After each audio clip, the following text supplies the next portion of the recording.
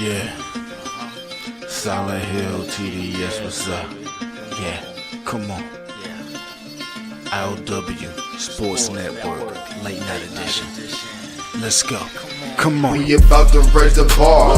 Wild card mark. Everybody grab a seat, cause you know we about to spark. Late night sports talk. Modelo Le Cigar. Man, you don't wanna start. Wild card mark. We about to raise the bar. Wild card mark. Everybody grab a seat, cause you know we about to spark. Late night sports talk. Modelo Le Cigar. Man, you don't wanna start. Wild card mark. Hey. L Boogie with the hot flame, ashtray full of top names, little tree for your membrane. This the 9-hour time frame. I just snatched up a 6-pack, got my hands on a lid pack, whipping up a little batch of snacks. Yeah, man, I think I'm all set. Late night, can't sleep. Go ahead and just tap in. Better grab you a cold one, and we about to get some laps in. Wild card on the microphone, he'll hit you with a couple flurries. Y'all need to just strap in for some entertainment sports commentary. About to raise the bar.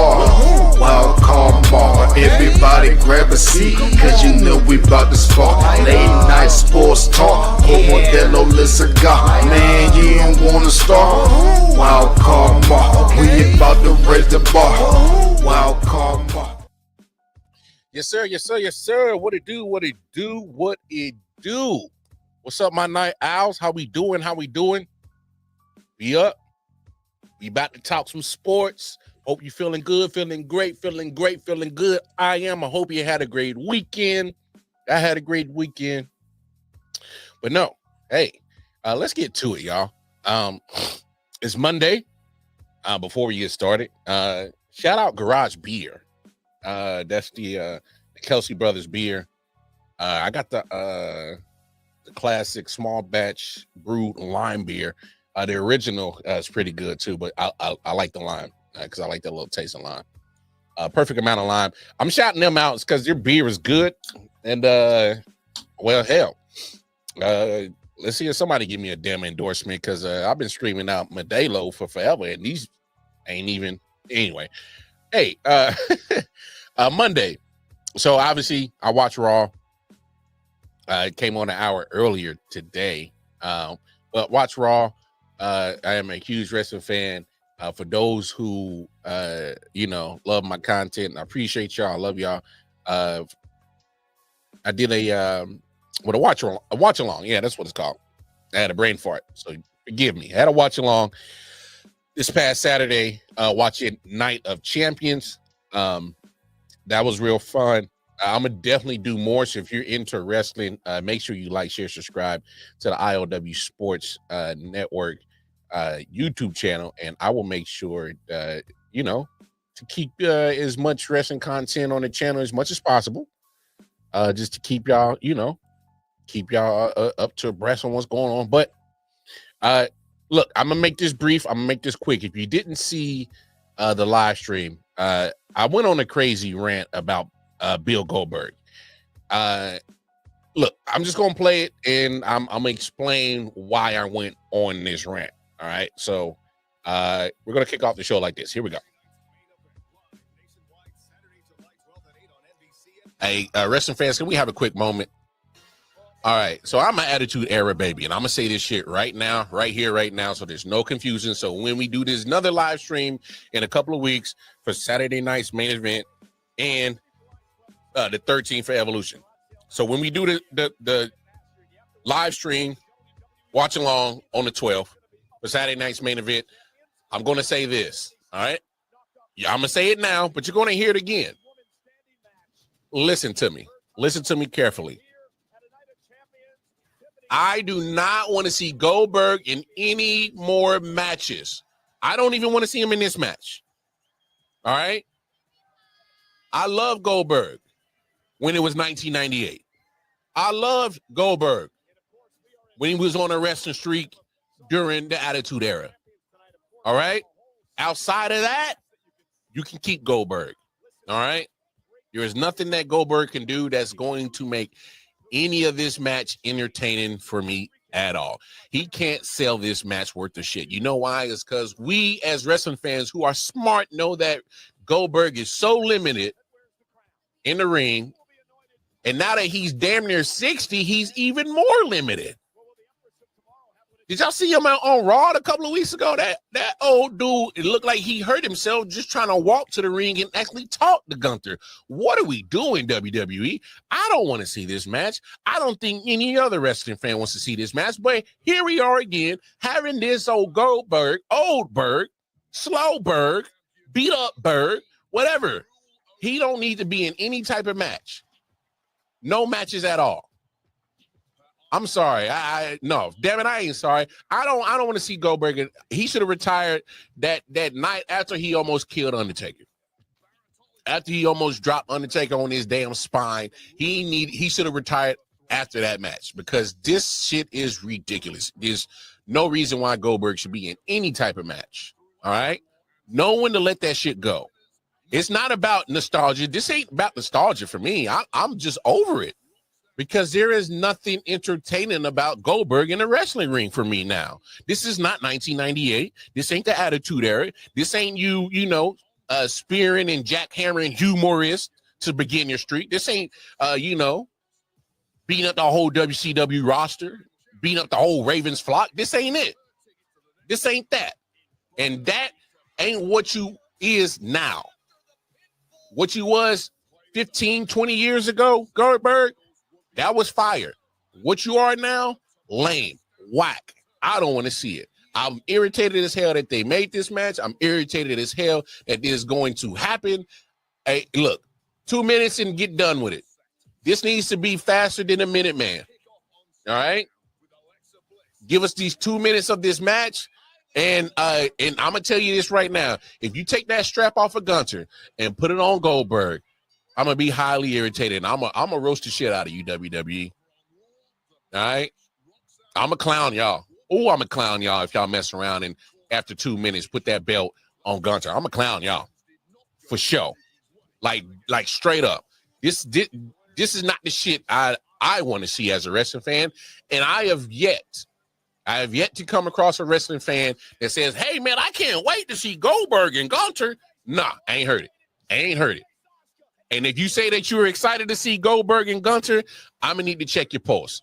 I'm gonna need to get a actual test to see if you're human, because you got to be a robot, you got to be AI, you got to be and I ain't talking about Allen Iverson. You got to be artificial intelligence. Well, it should be AS, because that's artificial stupidity. If you really want Goldberg and Gunther, if you really want this match, I think this is bullshit. I think it's a waste of time. But let me get off my soapbox. I'm done with him, son. Never liked him, but he just can't go anymore.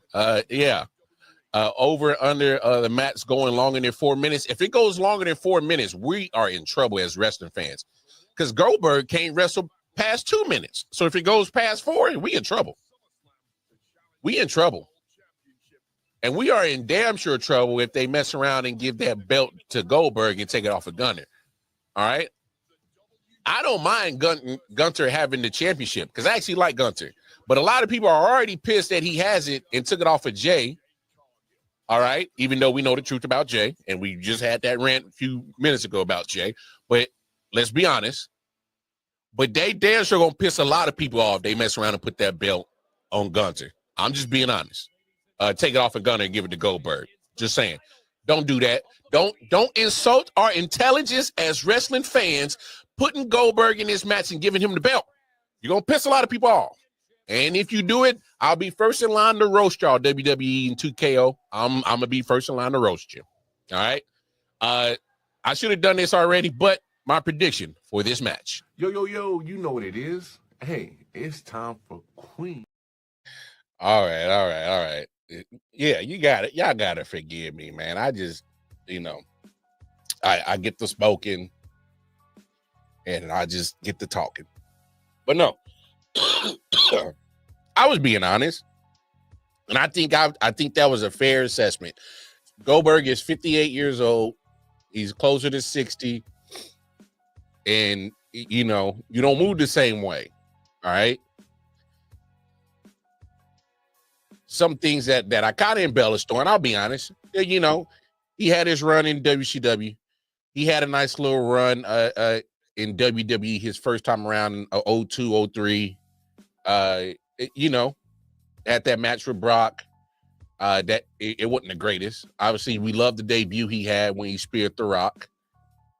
But the thing about it is that Goldberg has always been that wrestler that he you know, he's not the main course, especially his run in WWE. He was not the main course in the matches. And the thing about him is you look at his, you know, it's the joke, oh, he can't go long, but and honestly, he, you know,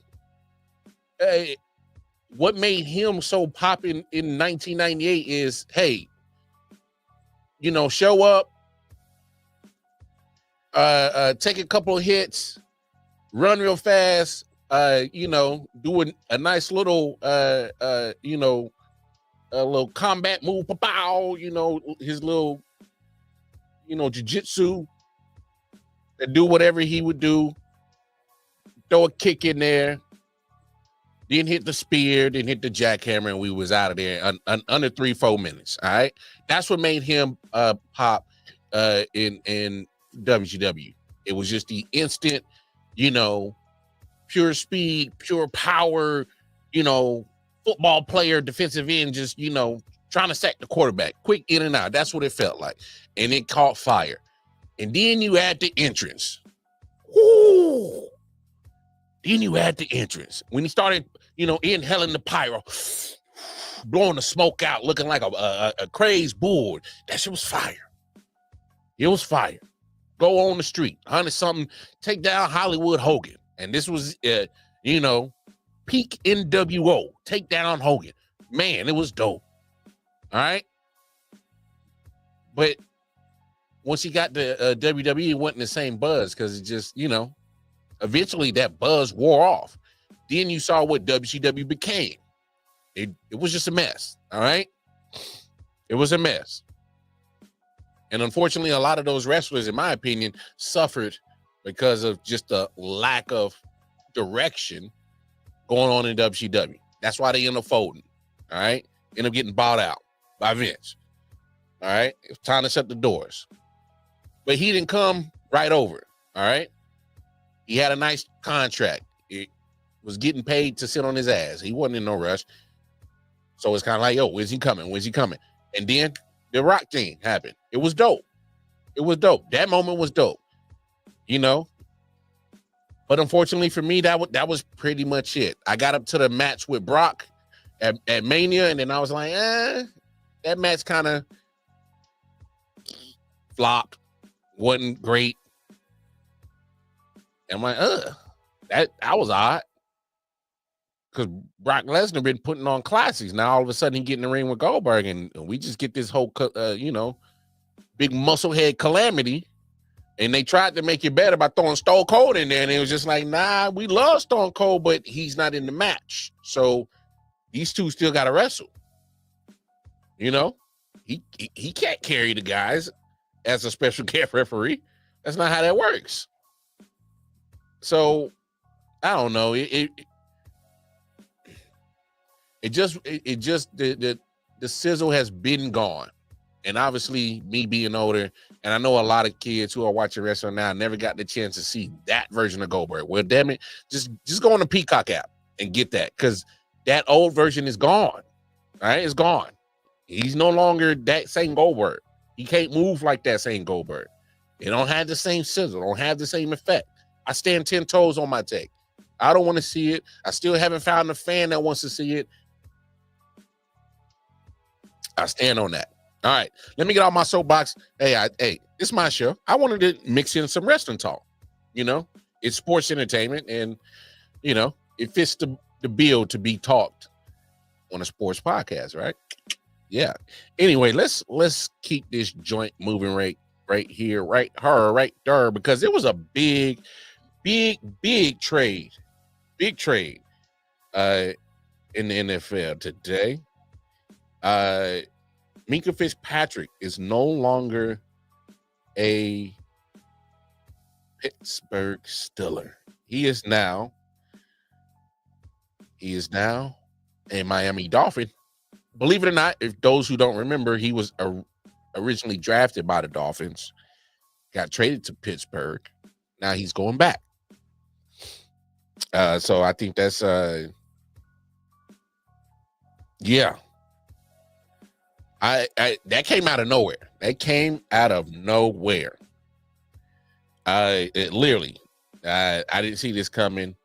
So I mean, you exchanged Pro Bowlers, obviously. Minka Fitzpatrick and the 2027 5th-round pick go to Miami in exchange for cornerback Jalen Ramsey, tight end Jonnu Smith, and a 2027 7th-round pick. So that's the compensation right there. For the Steelers, the move caps off their most eventful offseason in recent memory, one that has featured multiple high-profile trades and a signing of quarterback Aaron Rodgers. So it has been a it has been a very interesting offseason for Pittsburgh. But believe it or not, they normally not quiet over there in Pittsburgh. Believe it or not, you can go down the line. There's been, outspoken players left and right. Hell, they just traded one in George Pickens and got one back in Jalen Ramsey. So, their off seasons are never quiet. Let's take a look from Mike Tannenbaum on his thoughts on the trade that went down out of nowhere, blockbuster trade. Let's talk about it. Dolphins have agreed to trade 3-time All-Pro cornerback Jalen Ramsey to the Pittsburgh Steelers. Wow. As part of this trade, Ramsey will get a $1.5 million raise this season, bringing his 2025 compensation to $26.6 million. Steelers get their man, and Ramsey gets another raise. Mike Tannenbaum, you are the former general manager of the Miami Dolphins. Your reaction to this trade? Not surprised that he got traded. That was well reported. A lot of us thought he was going to go with the Rams at some point. They were looking for a corner. He had been there. You heard Sean McVay say that was certainly a possibility. This is another sort of like interesting move by Pittsburgh.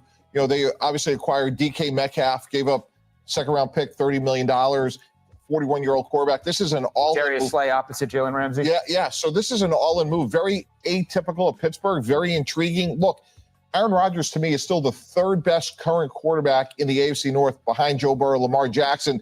Very interesting move by the Steelers. Maybe they could get a good year or two out of Jalen Ramsey, help to defend those great offenses. Graz, does this move Jalen Ramsey to the Steelers change your viewpoint of where they finish in the AFC North? No, I don't think so. I mean, look, Jalen Ramsey, obviously great player, but it does. My concern about the Steelers' offense is the age on it, right? And I don't see how this helps that concern because they're not, But look, it's an area of need, an area of concern where they get stronger, and maybe it's a hedge, because Darius Slay, older player as well. So I mean, good move for the Steelers, but no, I don't see it as something that takes them past Cincinnati or Baltimore. Yeah. Graziano is right on that last statement for sure. So obviously Jalen Ramsey, 30 years old, Minka Fitzpatrick, 28 years old. Swap. Jonnu Smith goes to Pittsburgh. I was surprised about Jonnu Smith. Brad Freiermuth is a solid tight end. Maybe hopefully you can try to make him a more focal point at some point in time. Still relatively young.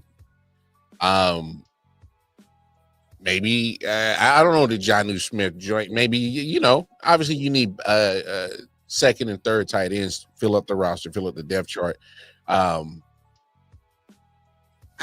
guess I don't know if that helps the trade go through because of finances. I'm not sure.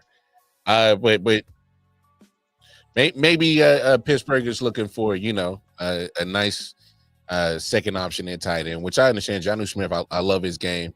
But one thing that kind of started getting my gears going when I was listening to that clip is I don't hate the trade for Pittsburgh completely. I don't hate it completely. Is because Darius Slay, big play Slay, He's still nice. Jalen Ramsey, say what you want about the guy. I still think he's a top 10 corner in the league. Yeah, in my opinion. I know a lot of people say, oh, he's been getting burned lately. Well, corners get burned. All right, that's just going to happen. You're not going to win them all. But he's always been a dog, always been physical, always, never scared of a challenge, never scared to, win some, lose some. And he's going to talk shit to it. So I've always appreciated Jalen Ramsey because he's always been, fair. So when you look at Jalen Ramsey on one side, Darius Slay on one side, when you put the picture like that, that's really not a bad thing. It's not a bad look. The only thing I'm really tripping about in this whole trade, if I'm Pittsburgh, why did you have to get rid of Minkah Fitzpatrick to make this happen? If I'm Pittsburgh, I would have looked at Miami and say, hey man, I would is there a way we can do this without Minkah? Because look at the potential that you could have been. Darius Slay, one side, Jalen Ramsey, another side, Minkah Fitzpatrick, a Pro Bowl safety, all pro safety. All right. Minkah Fitzpatrick is one of the best safeties in the game. Imagine that secondary. And to be honest, I think that had probably done something to make TJ Watt a lot more comfortable knowing that, hey, even if I don't get to the quarterback, man, my secondary loaded back there. All right. The potential of what that could have been if all them guys stay healthy, play, majority of the season together, that's a deadly situation. And you got TJ Watt, Cam Hayward up front, getting after it. Highsmith on the other side, getting after it. I mean, that could have been something nice. Because it's one thing about the Pittsburgh Steelers. You think about the Pittsburgh Steelers, and the first thing that comes to mind is steel curtain, rough, rugged, hard-hitting, Palomalu, James Harrison,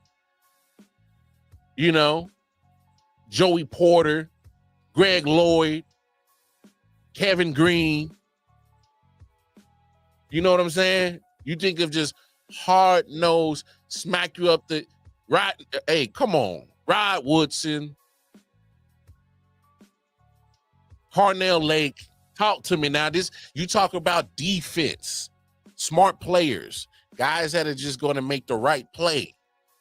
Get after it. It's a certain aura, certain, je ne sais quoi, certain, razzle dazzle that comes with Pittsburgh and defense is synonymous, goes together. So I think the possibility of what that could have been would have been amazing. Y'all keep Jonnu Smith because we're going to keep Minkah. Let's just try. I would have found a way to try to, make that a situation where I wouldn't have gave up Minkah Fitzpatrick. I think that's a part of this trade where I'm like,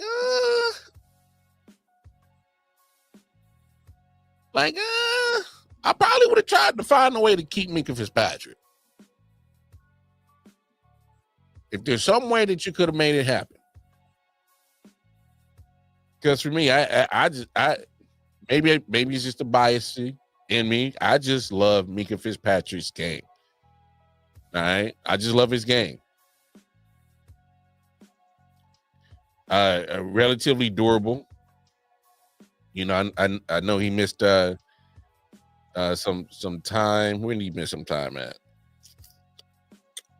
Okay, 2019. No, he played pretty much all season. Missed a couple of games in 2025 and missed about 7 games 2023, but bounced back and played all 17 last year. All right. Love his game. I really do.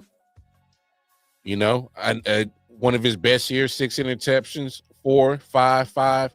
He was racking up some interceptions. Okay.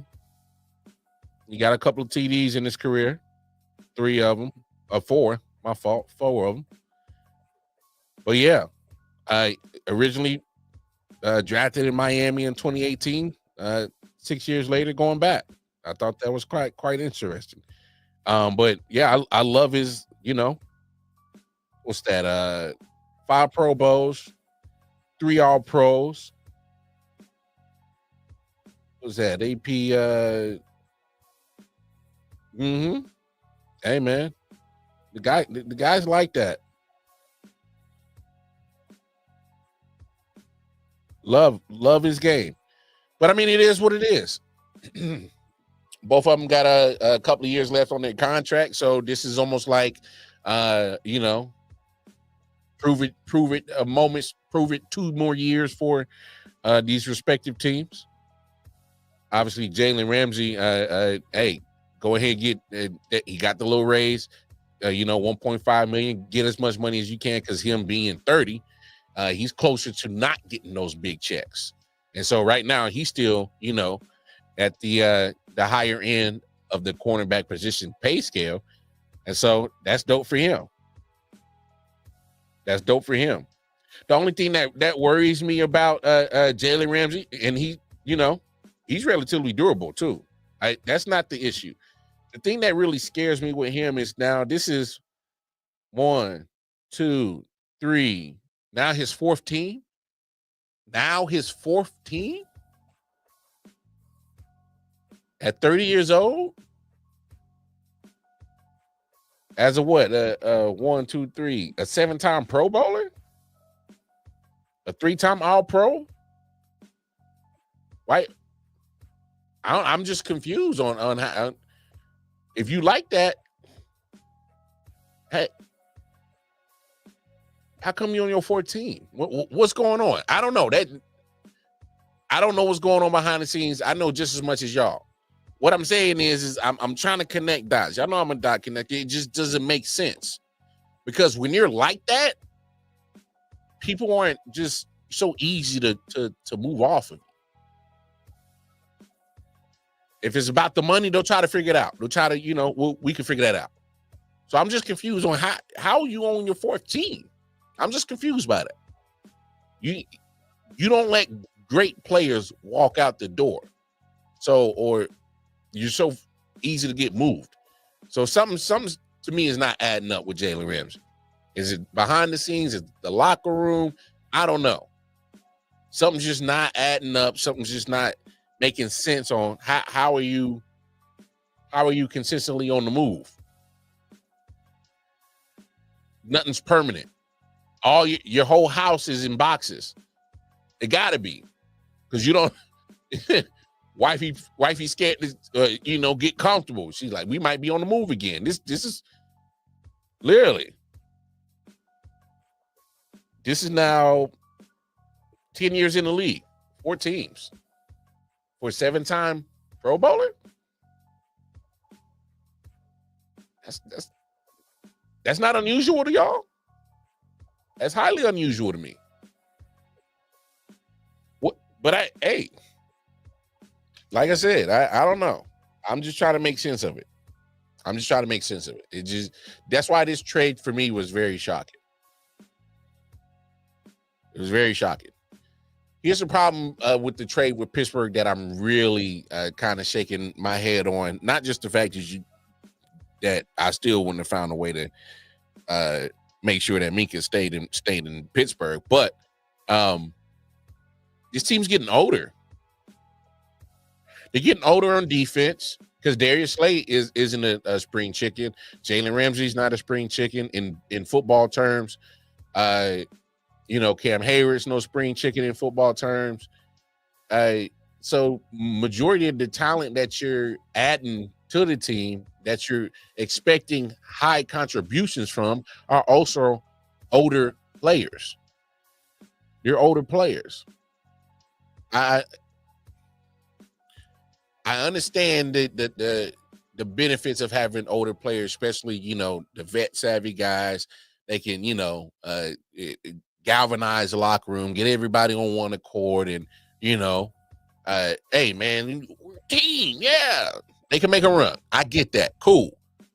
Well, I understand that the point of having veteran players in your locker room, but at the same time, they've also been giving up young talent. And yes, they, you know, might do things a little bit unorthodox. I understand that. And maybe I think that's just where Mike Tomlin's at. He's like, hey, I like mature people. I'm just gonna word it like that because I don't know George Pickens. I'm not gonna question that guy's maturity or anybody else that's been in and out of that locker room. But one thing I am noticing is I noticed Mike Tomlin's success in the NFL when he won the Super Bowl, went to a Super Bowl. It was a more vet-heavy team. It was a vet-heavy team. So, I kind of heard the guys, Graziano and Tannenbaum, kind of say this is an all-in type of move. And then you kind of look at this like, I think it is an all-in type of move. And I said this before, when they signed Aaron Rodgers, this needs to be a boom and bust year for Mike Tomlin. If they mess around and go 7-10, 8-9, miss the playoffs, I think they might move off of Mike Tomlin. It sounds like a crazy take, but at some point in time, it's like, oh, you put your coaching career on Aaron Rodgers? All right, okay. But just look at how they're moving things. This is a vet heavy team, a very vet heavy team on both sides of the ball. Is not a. I'm curious to see the average age of this squad, because majority of the people that they're asking for huge contributions for, they ain't no spring chickens. It sounds good. It looks good on paper. And if you look at those names, you're like, damn, man, if all these cats had got together about 5 years ago, man, you talking easy Super Bowl. I'm also curious to see how this move convinces TJ Watt to stop being so disgruntled. He ain't happy about his money.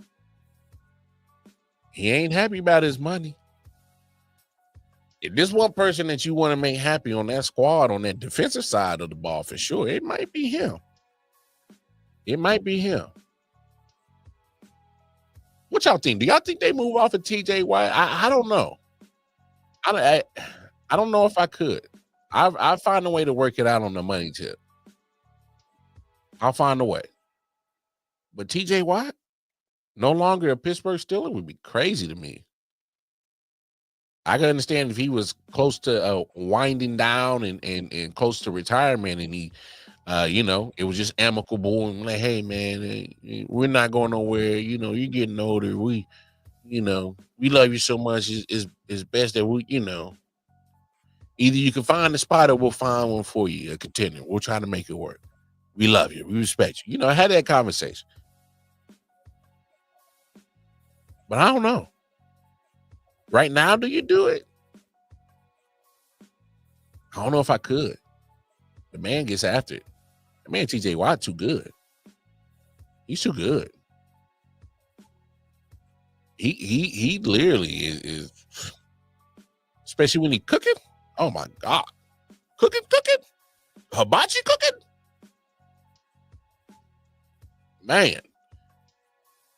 Like there's times where I've seen TJ Watt literally go like maybe a week or two without a sack, and then all of a sudden in one game pull like 4 or 5 sacks. Like, dude, what are you doing?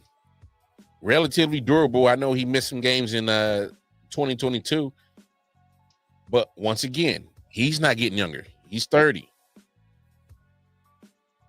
Again, another player that the Pittsburgh Steelers are asking for huge contributions from a person that is not a spring chicken. Love TJ Watt, I do.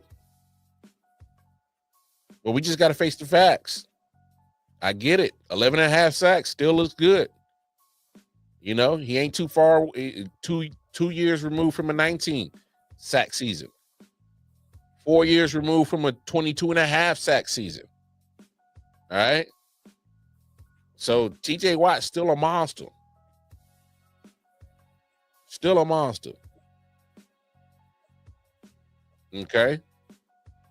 He's still going to produce. I still take 11 and a half. That's a down season. Imagine that. 11 and a half sacks is a down season for TJ Watt. Is probably somebody's career high. So let's put that in perspective. But yet again, they are not getting younger. This does not put them over the Ravens for sure. I think you could battle the Bengals. If they can hold up, if this defense can hold up, if some of these players can hold up, get TJ Watt in, find a way to get the money right, all right? I think they could battle for second place because right at this point, it's a toss-up for second place. They can battle for second place. But they're not overtaking Baltimore. They're not happening. All right. So Steelers fans, don't even fix and cook that shit up in your brain to even utter that out your mouth. It ain't happening. You won't be better than Baltimore. You be lucky to get to split the regular season. Be lucky for that. All right. Split home and away. All right. Be lucky if you can do that. Because that's the Ravens division. That's their division. You in their yard. That's facts for me. So curious moves from Pittsburgh Steelers. Curious moves. But if everybody stays healthy, and I'm just being serious, I'm not a big Aaron Rodgers fan. I'm not a big Pittsburgh Steelers fan. I just really look at what they've been doing. It's a vet-heavy team. And Mike Tomlin has a vet-heavy team. He usually succeeds. Go look at the Super Bowl runs. That little window that they had, they won the Super Bowl, went to another one. Go look at them. It was vet-heavy teams. Because he wants high IQ guys. He wants guys that can think. Use their instincts. Get after the ball, get after the damn ball. Make smart plays. Try not to hurt the team, getting crazy personal fouls and things like that. Which I was kind of surprised on the DK Metcalf trade because he a hothead still. He a hothead. But for the most part, you look at this team, man. They a lot of maturity. Seasoned vets, guys have been there, been on the grind, trying to play some damn good football on their last few, years left on their football body. Hey man, stay healthy. They might come make a wild card run for sure. Because I still think that it's just a lot of ifs. It's a lot of ifs when you get older.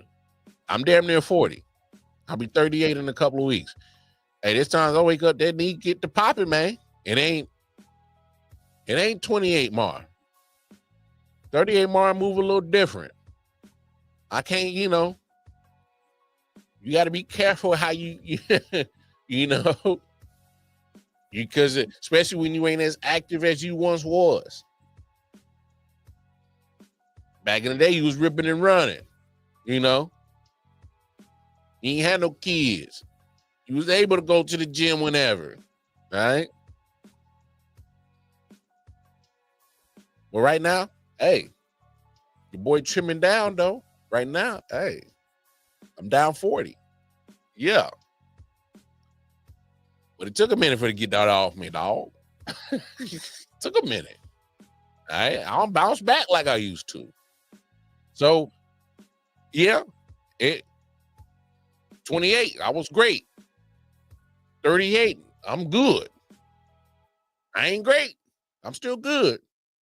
But I ain't great. The only problem is, it's a step down, but at the same time, my good might not be as available as often as I was when I was great. That's just the breaks. All right. That's just human nature. All right. So when you look at this Pittsburgh defense, you're like, all right, in this team, you're like, they good. They move like they used to. But if you put it all together and some things go their way, Wild card. Wild card. Could be definitely a sneaky wild card. And then at that point, all bets is off. You put Mike Tomlin with a vet heavy team in the playoffs.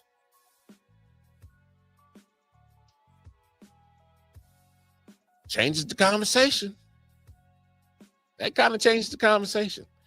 Now this Dolphins part of this, I don't know what y'all doing. Do you want to win? Because if you do, you would still add the right pieces.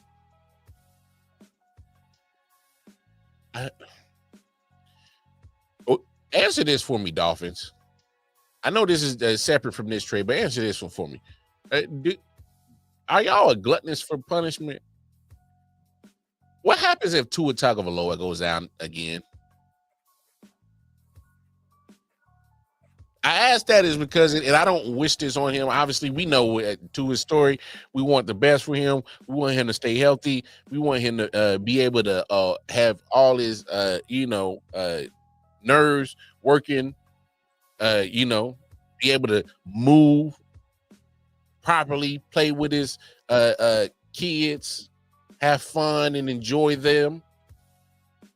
Be able to go on dates with his wife.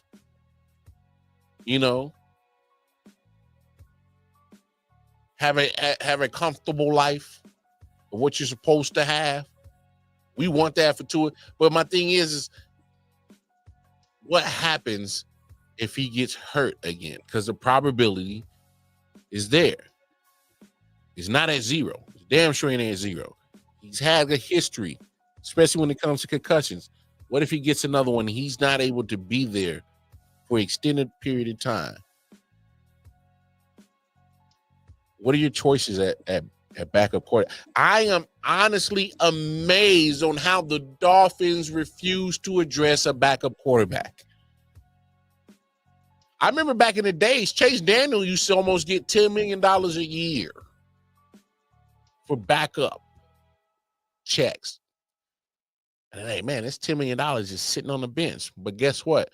There were times when he needed to get in the game because his starter got hurt, wasn't playing well, or something happened and he ends up playing solid football. Not great, solid football. He's a backup. We know what backups are. They're solid guys. They're going to give you some ups and downs. You just hope that you get more ups than downs. That's just what it is with backup quarterbacks. But there was a point in time in the period that the NFL was literally giving backup quarterbacks $10 million a year because it's almost like car insurance,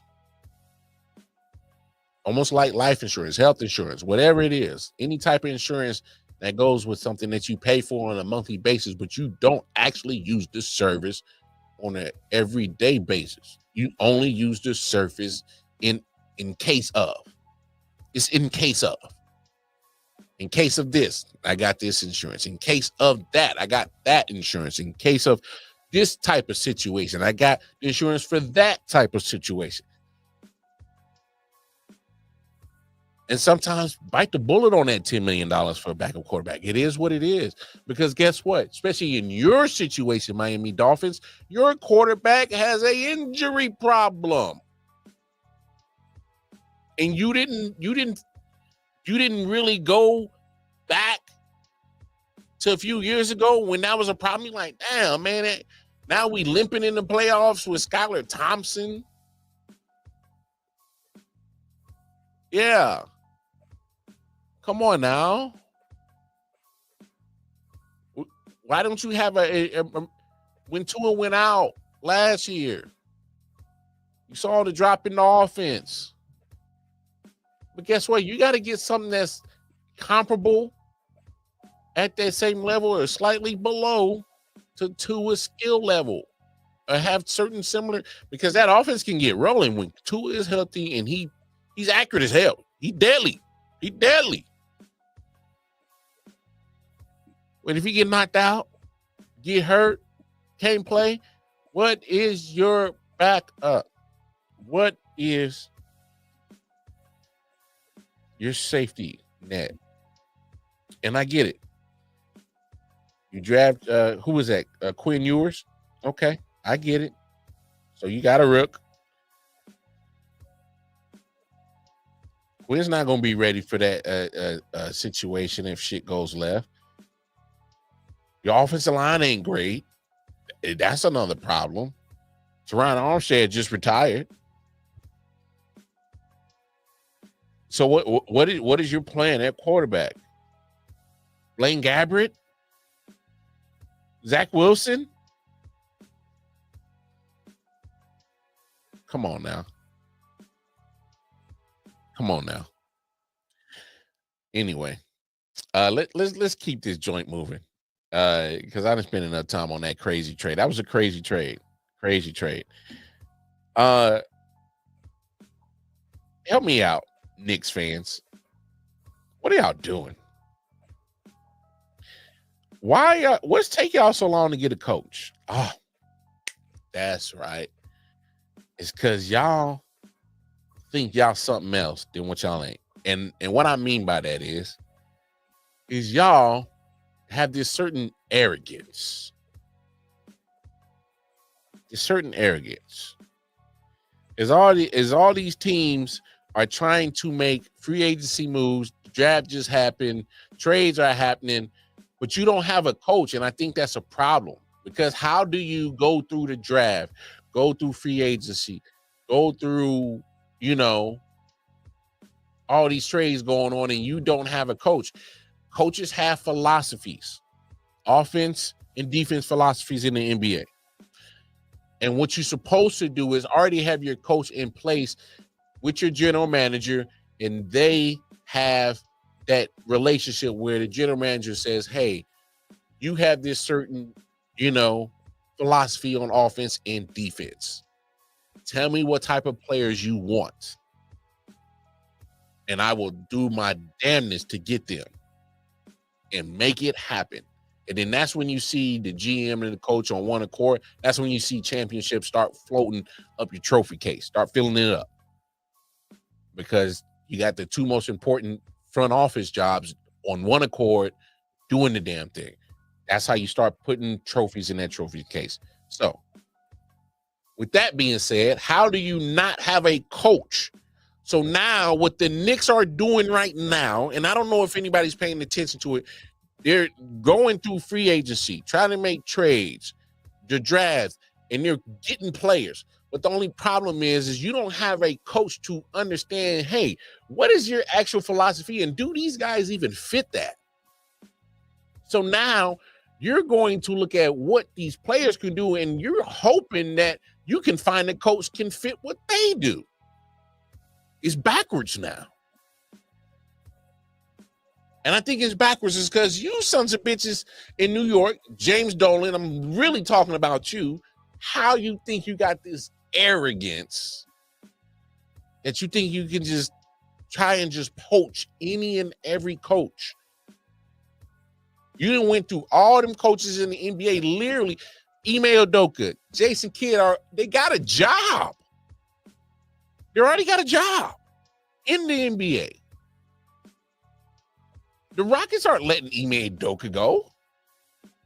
Hey, man, can we talk to him? Hell no. Hey, who the hell do you think you are? James Dolan, who the hell do you think you are? You think you just, hey, use Rockets. Let me try to poach your coach off you. Let me talk to him. Hey, Mavericks, let me poach your coach off you. Let me talk to him. And then you see the reports. Hey, South Carolina, man, I know you building that dynasty down there, but Dawn Staley, let me get you. Huh? And please, people, don't take this as a knock at Dawn Staley. We all know Dawn Staley can coach. And if she was brought to New York, she would make shit happen. Because I know there'd be a lot of ballers in the NBA that would just have respect for Dawn Staley off of GP. All right? And so it's kind of like, I don't hate that, but I'm just looking at just the arrogance of James Dolan to really think he can just go to already made great coaches and just try to take them. Dawn Staley is an already made, self-made great coach. And you're just going to think you're just going to snatch her out of Columbia, South Carolina? You think they just going to let her walk? Come on, dog. What's wrong with you? Huh? You think Houston just... Look at what Ime Udoka done. Rookie year in the NBA, take a team to the finals. Took the Celtics to the finals. I know they got a good roster, but still, you still got to coach them to do. Rookie year, take them to the finals. Gets canned. Goes 500 his first year in Houston after the year off. And guess what he did last year? Almost 50, almost 60 wins. I think it was like 52, 55, somewhere around there. Second seed in the West. Houston ain't letting you take him, dog. And you damn sure Dallas ain't letting you take Jason Kidd. They're not letting you take Jason Kidd off of GP because of his name. But they damn sure are not letting you take him because he's been there in Dallas. They're trying to make a better team for him. They think he's the best option that can get the best out of Kyrie and AD and Clay and Cooper Flag. They think he's the right coach for that whole situation. You think they're gonna come on, James Dolan? The arrogance of you. What's really pissing me off is you, sir, have this arrogance about your squad like they are like that still. I get it. It's New York. Big market. Cool. Y'all ain't won. Y'all ain't won. You really got to look at the situation. I get it. You got your gripes about Thibodeau. He might have plateaued. There might have been in. But damn it, he brought something that y'all ain't seen in a minute. His consistent playoffs appearance. This isn't a, Mark Jackson to Steve Kerr type situation. I don't think that it is. Where one coach takes over from the next one, foundation was kind of laid and you kind of just was the one that kind of took them over the hump. I don't think that's the case. Could it be? Who knows? But you got to hire a coach first. Just the arrogance of y'all think I can just snatch a coach that is established at other people's teams is crazy to me. When you got Mike Malone, a championship coach, sitting there. Budenhauser. And how the hell does Mike Brown have to get a second interview? Mike Brown hasn't proven that he can coach basketball. I think he's proven that he can coach some basketball in the NBA. Can you? Do y'all want to hire somebody with some pedigree? There's 3 right there. What else do you need? Oh, I get it. You want the flash. Because it got to match the aura, the personality of New York City. All right. Y'all ain't won shit. What have y'all won? Knicks ain't won nothing. This ain't a dig at the Knicks. No, this is James Dolan. You ain't won nothing. Market wise, bravo. You if you sold the Knicks right now, they should come on. They should be looking up there at 10 billion like the Lakers. If not, they might exceed them. Because it's New York. They might exceed that 10 million. Might be 12. You could probably get them. You could probably sell them joints for that. You could probably sell the Knicks for 12 million. But I'm just looking at James Dolan. I'm like, yo, man, just the arrogance of you. Just thinking that you just go snatch established coaches from teams who have no, they not feeding you, bro. They not. Come on, bro. It's because I'm James Dolan. I'm known of the Knicks. So you know how to make money, but you don't know how to win.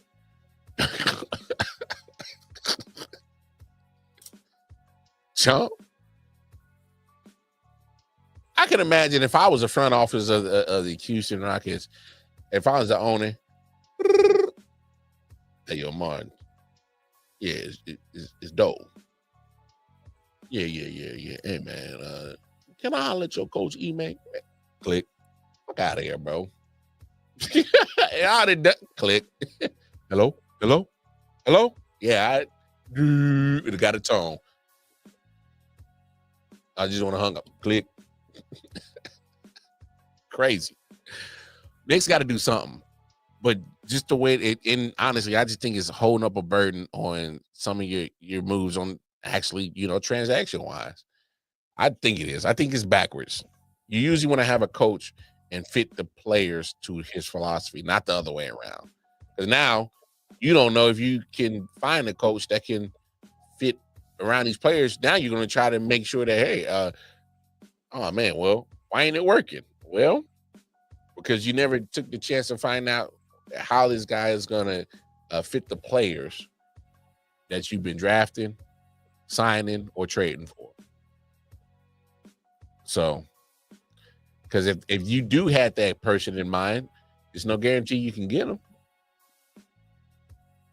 No guarantee you can get them. But hey, what do I know? I'm just a content creator.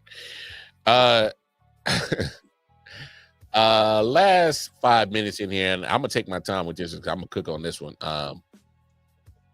Joy Taylor said some crazy things. All right. This is what she said. She's not wrong. You said it's polarizing, right? Yeah, absolutely. What does the definition of polarizing mean? It means there's one side or the other, right? If it's not polarizing, it's just a cheeky conversation. Polarization requires debate, requires passion. People feel very strongly about opinions. They want to argue one side or the other. How did that happen? How did we get here? What she just said, the national championship game. We were not talking about Caitlin Clark before Angel Reese walked up to her, did this, and pointed to the ring. This is not my opinion. I lived it. I watched it. It was recorded. It was broadcasted live. We were not talking about Caitlin Clark before that moment. And that's okay, because you can be extremely talented and not interesting. There are a lot of extremely talented athletes and games and series and sports that we don't talk about daily on this show because the public has not shown enough interest in them. Okay. And that's just a snippet of what she said. And, just to paraphrase the whole snippet of that segment, she's just kind of saying like, hey, maybe Angel Reese ain't crazy that, hey, it wasn't just Caitlin Clark and y'all might not have. Look, I've only used that clip to point out my take. And here's why I think Joy Taylor might be not too far off from what she's saying. I do slightly kind of think that, she was kind of off kilt. Hey, Caitlin Clark is Caitlin Clark. She's a baller. I think people were talking about her before that national championship game. They were already kind of talking about her a couple of games before that in the tournament. But for those who was really watching women's basketball, Caitlin was part of that class with Cardosa, Reese, Paige Beckers, and Cameron Brink. Classes coming into college basketball. All right. So they were all in that. So ranking wise, Caitlin Clark was up there. Now, in the talking heads wise, no, she wasn't being talked about on a regular basis. See, but that's the thing about when you look at those shows, they're looking at they're looking for the the things that is gonna, the hashtags and what's gonna make the headlines and what's gonna be thought provoking. Their strategy to what they do, and they're looking like, oh well, people care about this. Let's talk about this, and let's keep talking about this because that's the only thing they care about, quote unquote. They're looking at the numbers and where the masses at. That's what they're looking at, sports wise. Where the masses at, each day by day. What are the numbers saying? They're looking at all the social media accounts, who hashtagging, what are they talking about? What are people on Facebook, Instagram, Twitter? What are they talking about? Huh? That's what they're looking at. They're looking at those numbers. And that's when you look at your topics on your FS1s and your first takes and on ESPN. They're looking at what you're doing on your social media page, what you're talking about. Oh well, hey, if they're only talking about 3 things, and guess what? You know what they're going to do? They're going to take 3 things and they're going to ask one question about one subject 8 different ways. Y'all don't pay attention to these formulas, how they do this shit? But here's my thing, and I'm going to get to my point. All right. When you look at the conversation of these Caitlin Clark fans who are just strictly Caitlin Clark fans in the WNBA, who strictly just love Caitlin Clark because they saw that last few games, the national championship game with injuries, and they saw what was going on next year, and then boom, she's in the WNBA. Now she's been in WNBA for now. This is 2 years, going on. This is her 2nd year. All right, and I'm not gonna take nothing away from Caitlin. All right, because I think she's phenomenal. I think she is, she can be the face of the WNBA. And let's be honest, she is the face of the WNBA, not by skill wise, but because this cult love affair, LeBron-esque type cult love affair, is crazy right now. And it makes the conversation around the WNBA even crazy. But to the bigger point, I'm just confused on how this conversation around Caitlin has been so loved and beloved about these Caitlin Clark fans. And unfortunately, they do make it about race. So my question is okay, so why isn't that same attitude not applied to a Cameron Brink? Or, for instance, a Paige Beckers. Paige Beckers. Paige Beckers always been that. Paige Beckers has always been that. All right? She's always been that. She's a champion. All right? Listen to this. I'm a fan of Paige Beckers. Yeah. But Paige Beckers was one of those little kids that had that right up to say she's going to be one of the greatest women basketball players ever when she was young. But her journey wasn't easy. The ACL injury she dealt with. Still get back to the level of greatness that we expected from a Paige Beckers. She did it right away. Still became a national champion.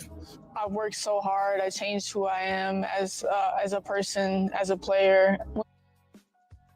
When this injury first happened, I thought a lot about Kobe. He just looked at his injury as another way to prove people wrong. You can't just go through life and everything's going to be perfect. Everything's going to be great. There's going to be hard times. There's going to be rough times. And so, she's ready to be the #1 pick because she's shown through her journey that she can overcome everything.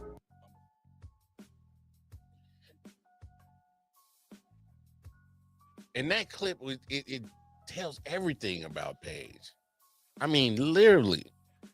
And that's what I'm saying. This is not a slight on Caitlin Clark.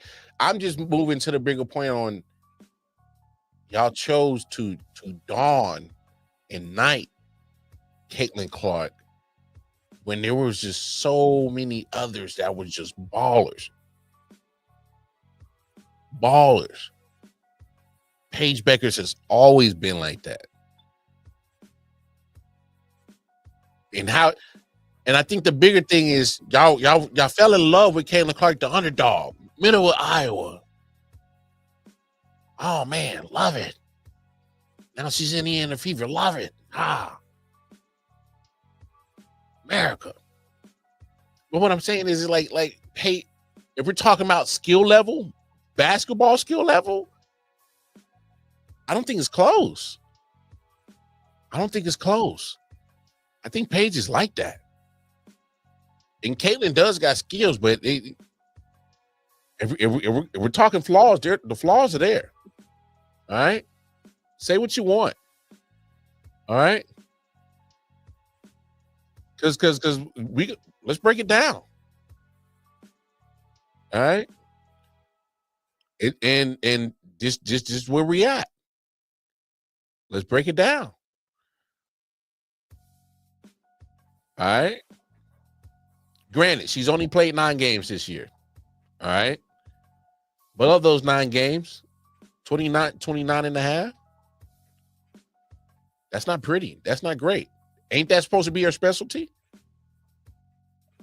Ain't that what we was hyping Caitlin? The hype. Oh man, she's Steph Curry.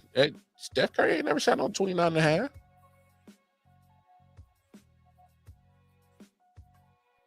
That was the main talking point about Caitlin Clark. Again, this is not me hating on Caitlin. This is the facts. It's right here. Shooting 39% from the floor. Okay. You watch the games? I do. She's not making her shot selection is still crazy.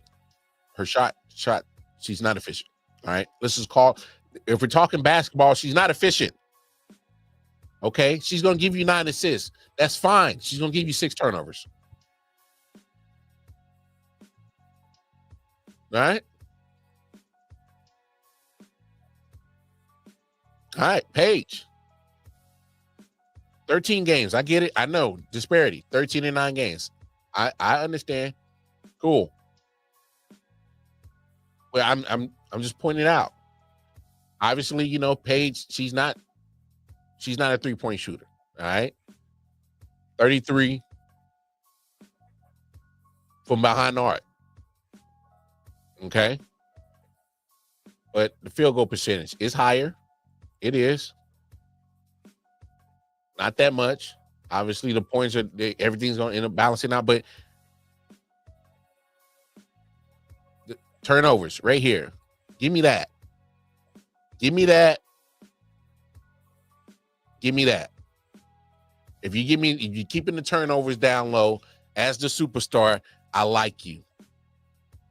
You're not giving the opponents extra opportunities. You're going to be more efficient. I'm cool with that. Again, this is not a dig at Caitlin. This is you. I'm talking to you. You Caitlin Knights. That's this cult following that really only just love Caitlin Clark and only watch the WNBA specifically for Caitlin Clark. Anything else you hate. You don't even like Angel Reese. Okay, cool, whatever. That's her nemesis from college, whatever. Okay, whatever. Y'all probably don't even know who Asia Wilson is. Huh? So I know for a fact you don't know who Paige Beckers is. And this is crazy that you don't know who Paige Beckers was. Been a baller. Been like that. Hell, I'm going to take it a step further.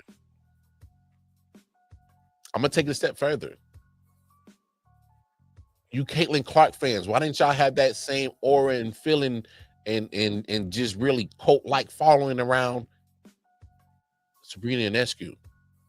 Baller. Huh? Look what she does. She keeps the turnovers down. Huh? Oh, 93% from the free throw line. You know, let's work on the field goal percentage.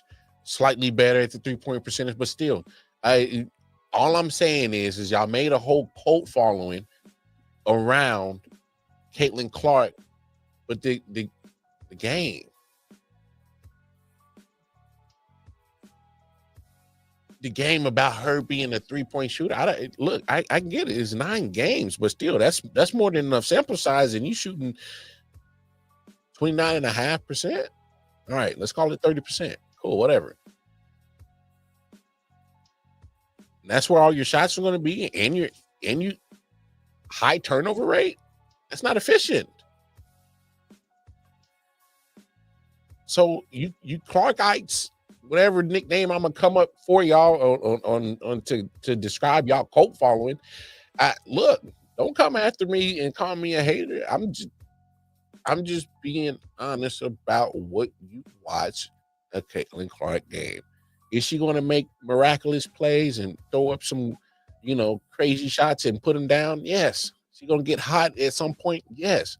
But she's not an efficient basketball player. When it comes to shot selection, and when you add in the fact that she's going to have a high turnover game, don't believe me? Go look what she was doing in Iowa. It was the same thing. You know why she didn't win a national championship game? Is because there were times where she was not an efficient shooter in high turnovers. That's been her game. Great player, yes.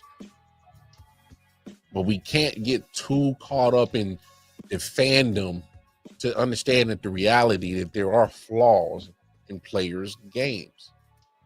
There's flaws in LeBron's games.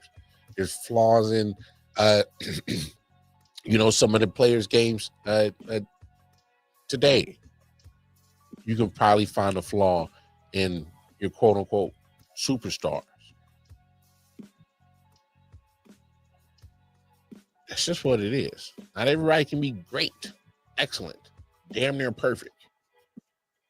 It's not everybody. But I just can't sit here and just understand that how did all this cult following just strictly stick to Caitlin, and you say it's about the basketball that made you a strictly, because if that's the case, then you should have already been fans of pure basketball players like a Sabrina Ionescu, like a Paige Beckers. If that's the case, if you're being honest. If it's about basketball, you should have already been hardcore fans of them. You should have already known their names. You should have already known Asia Wilson. You should already know about Kelsey Plum. You should have already known about them. You should have already known about damn near half the league. You should have already known about them. You should have already known about Breonna Stewart. You should have already known about Aaliyah Boston. You should have already known about all of them. Come on now. So that's why when I pull up the Joy Taylor clip to tie it all back together, if it's about basketball, then that situation with Angel Reese shouldn't even matter. So now I think you're proving that part of Joy Taylor's point, that it was about that Angel Reese situation that made you a fan, that you hated Angel Reese that much that I got to absolutely be so pro Caitlin Clark and so anti Reese. So now you made them tied together. You made them connected together. So then when Joy Taylor says it's a take like that and your behavior reflects that, she's not wrong in that instance. All the other stuff in that whole clip, in that whole segment, y'all can eat her up for that. All right. I'm talking about specifically that and how I literally just took it to that point that if you literally love basketball, the Angel Reese moment it don't matter. Because you know about other baller ass Blanco chicks that's been balling. You know about them. So now I think you are proving that point, that connection of Angel Reese and Caitlin Clark. So when y'all behave in that cult-like behavior, that's what it looks like. Because that cult-like behavior wasn't there until then. That's all. All right, y'all. Let's call it a wrap. Hey, my man. All in Buzz Sports Entertainment. Hey, man, y'all did a fantastic job. You and Clubber D covering UFC last week. My man O be on it, man. He got some good fights too.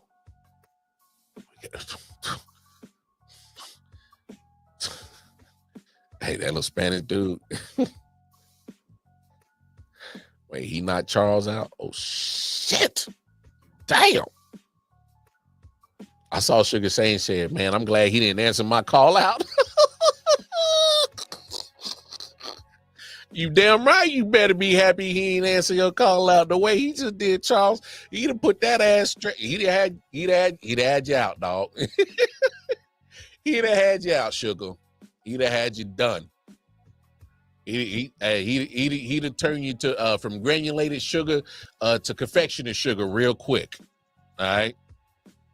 He'd have turned you to confectioner sugar real quick. He went from granulated sugar to powdered sugar real quick, messing with old boy.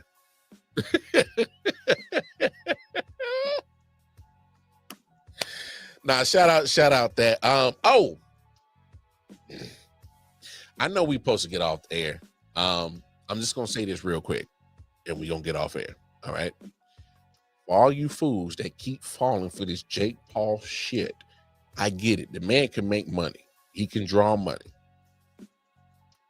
And these old boxers who's made all their money, and they even Mike Tyson, they ain't really about to fight this dude. It's a big check coming. They ain't caring. And y'all set yourselves up to get pissed off and mad as hell about that shit every time, knowing good damn knowing. You know what this situation is. This is a money grab. Let's make it look cool. All right. Let's not mess around, get hurt, and let's get up out of here. That's what it is. We know what this is. Shout out my bro Bobby Chick. We know what this is. All right. So let's stop the bullshit. All right. Of course, they're gonna hype it up because there's some money in it. There's some money into it. All right. Hate the Paul brothers. They draw money. That they are printing machines. Point blank period. So I can't take that away from them. I'm just being honest about what you're going to get every time with a Jake Paul boxing match. Is the old dudes ain't caring about really fighting Jake or putting him out. Because ain't no way you can tell me a Mike Tyson the Mike Tyson I know is reluctant on throwing punches? Never. Come on now. Never. Like, stop. Come on, man. So stop getting mad and watching the shit. Don't watch it. It's gonna piss you off every time. So the more you keep watching it, there's a more and more that Jake gonna do it. He ain't stopping no time soon. Stop consuming it, it'll go away. That's how shit works. All right, now I'm gonna really get out of here. All right. So with that being said, y'all know what it is. Y'all holler at your boy, I.O.W Sports Network at the bottom. Going over to Twitter, KC Wildcard Mar. Until then, see y'all tomorrow. Take care of yourself. Take care of each other. Hey, man, peace and love. God bless. Yeah. Silent Hill TDS, what's up? Yeah, come on. I.O.W Sports Network, late night edition. Let's go. Come on. We about to raise the bar. Wild card Mar. Everybody grab a seat, cause you know we about to spark. Late night sports talk. Modelo Le Cigar. Man, you don't wanna start. Wild card Mar. We about to